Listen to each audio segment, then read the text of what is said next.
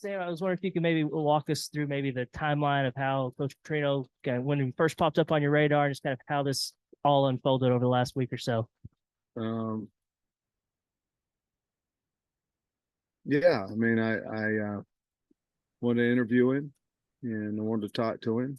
And I think one of the things that I said in one of my criterias that I wanted was a man that loved the University of Arkansas. And it'd be hard to find someone that felt stronger towards Arkansas than Coach Petrino.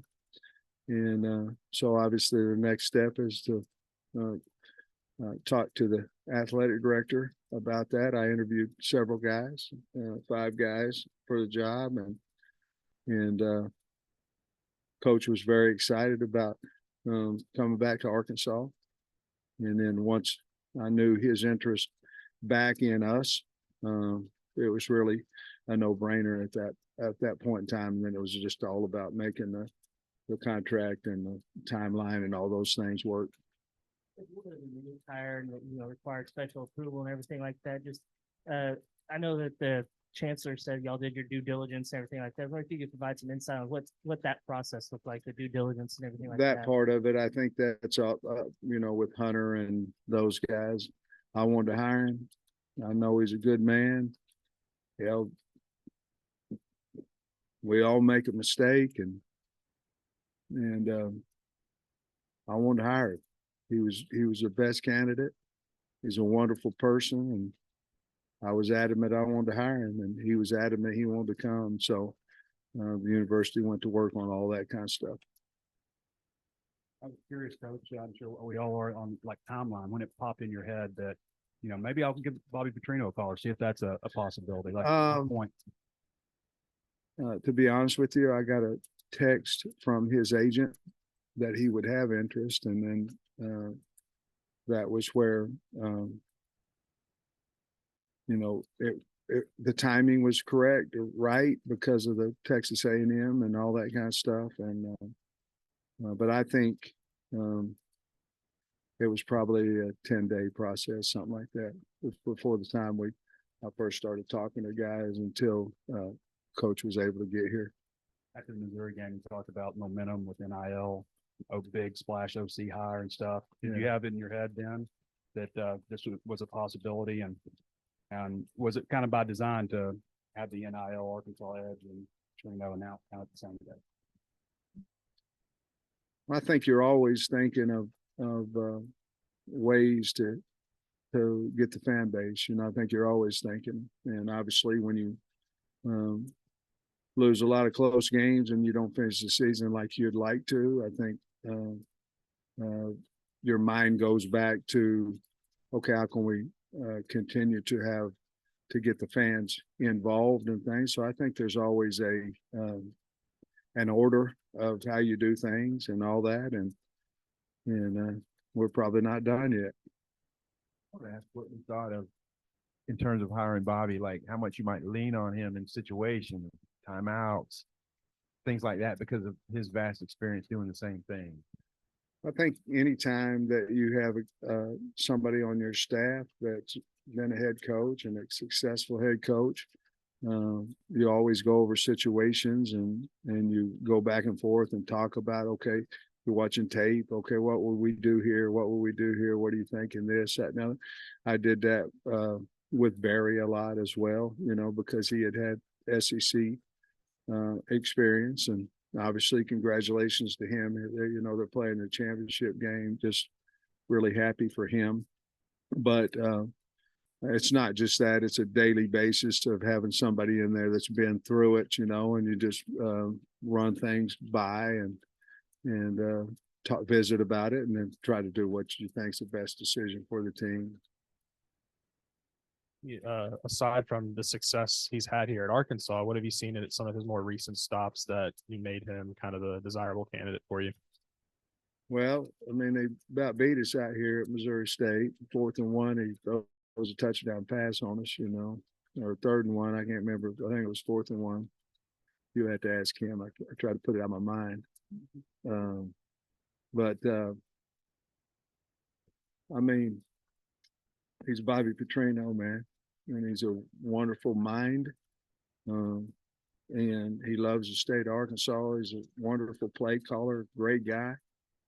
And I want to win here as bad as anybody any of y'all. And that was what I thought would be the best for us to win. Last night, you heard the student section chanting his name. You knew maybe what type of popularity he'd be walking back into here. I was hoping so. I mean, it was wonderful. I mean, you had the BMFP shirts, made. And I think Coach asked one of the guys, "What's that stand for?" If we were having trouble figuring that out. But no, it's my suggestion to go over the Duke game. Hell, I want to show him off too. Now, I mean, I'm proud that he came here, and we got a lot of work to do.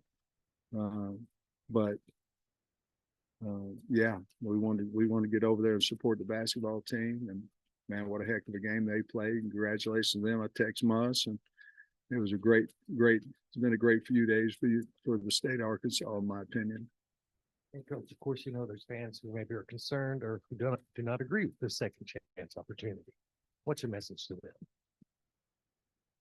Well, you're gonna have people don't agree with a lot of things in life, and my message is that we're doing the best we possibly can do for the state of Arkansas and University of Arkansas. But if every decision I make or everything that I've done, I'm worried about how it's going to be received, then I'm not being true to myself. And to me, this was the best hire for our university, our program, and our state. And so I'm going to stand very firm behind that. And if people don't like it, I'm sorry. And you anticipate any other staff changes on your coaching staff? Yeah, I do. I think there'll be some, but I'm not ready to talk about it, but I don't think we'll be intact totally next season. And will Bobby have full control of the offense? I know at A&M it's kind of a mix of what Jimbo did or I whatever. don't know that, but he's offensive coordinator, and just like KB was, just like Dan Enos was, he got a job to do, and I don't know how I can allow him to do a job if he's not. It ain't his offense. So we hired him because he's a brilliant offensive mind, and it's his offense. That's just what it is, just like it was Kendall Brow, just like it was Dan's. I'm always going to have input on what my feelings are of things, but he's offensive coordinator, and that's what he's hired to do. Letting the recruits know that he was going to be your guy. Did you reach out to them? Did you have Bobby call him himself? Just how did that process go? What's been the reception on the recruiting trail? Well, I mean, we was trying to keep it quiet, but I was in on all these player evals and leaving and all that, and we was trying to keep it quiet. So y'all let him know, that he was coming back, which always happens, by the way. I'm not being negative there; it just happens. So I was getting a lot of calls. I didn't have to call them. I was getting a lot of calls, and there was a lot of excitement about it. But we didn't have to worry about calling the kids. They were calling us. I know the roster is still pretty fluid at this moment, but KJ specifically, do you think does this maybe hold some weight with him? And would you like to have him come back and have the opportunity to play for? I'd rather not really answer that out of respect for KJ and things of that nature. But KJ's given to the university, good years and set a lot of records and things of that nature. And whatever he wants to do, we'll be supportive of it.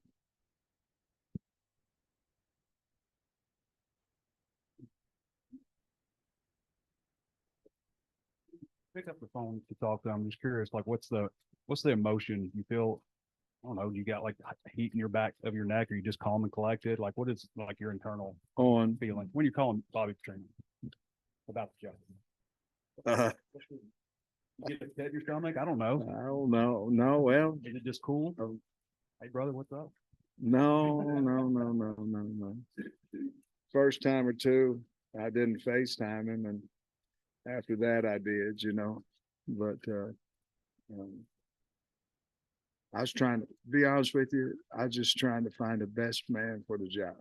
And in my opinion, I did. And, so that's all I was trying to do.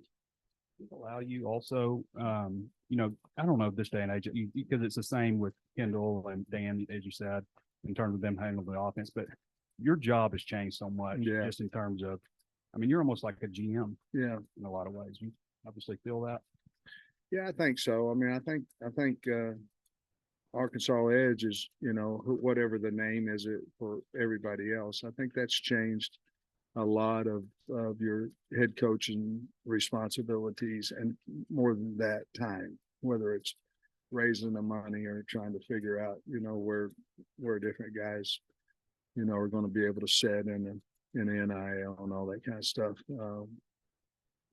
Yeah, I think just a lot more time, and obviously, we have guys that, come in going into the portal, and you're not going to talk them out of it, but simply because they've already been poached by somebody else and told the finances and everything else. We do not do that here. We don't, but it happens all the time. And NCAA at some point has to put some type of penalties on people that are poaching players, because it's going around the country, everywhere. We're not. So that puts a lot more time into, the portal. You got to go D2 portal, junior college portal, 1AA portal, BCS portal, and then you've got to go with obviously the portal in Division I. So there's just a lot of time that happens in recruiting, and you can imagine this, Trey, that the portal opens up in December, it opens up in April. So you have two opportunities for someone to poach financially your players. And so that's why it was so important for us to get the Arkansas Edge.